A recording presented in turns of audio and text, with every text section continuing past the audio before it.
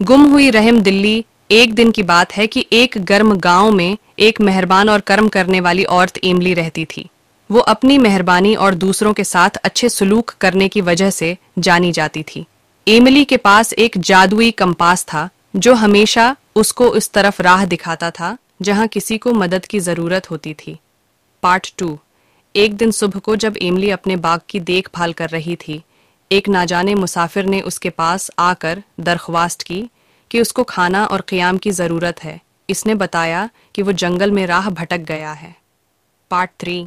इब्तदाई तौर पर एमिली ने उस मुसाफिर की मदद करने का इरादा किया क्योंकि उसकी मेहरबानी की फितरत यही कहती थी।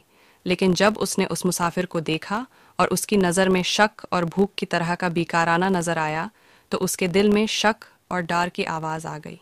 एमिली ने शक करने पर गौर किया और फिर फैसला किया कि वे इस मुसाफिर की मदद नहीं करेगी और इसको कह दिया कि इसके पास कुछ देने के लिए कुछ नहीं है।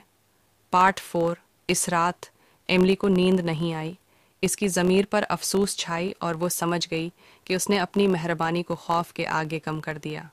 वो अपने जादुई कंपास की याद आई जो उसको हज़ारों लोगों की मदद करने का रास्ता दिखाता रहा था। उसने समझा कि वो ने उसके असल मकसद को नहीं पहचाना था।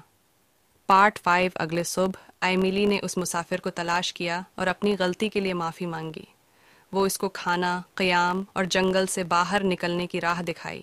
जब वो राह चलता गया तो एमिली का शुक्रिया अदा करते हुए गए। एमिली ने अपनी मेहरबानी वापस पाई और एक कीमती सबक सीखा कि मोहब्बत की राहों पर चलना हमेशा हमारे काम आता है। जैसे एमिली का जादुई कंपास, हमारे दिल भी हमें सही रास्ता दिखा सकता है अगर हम अच्छी तरह से सुनते हैं।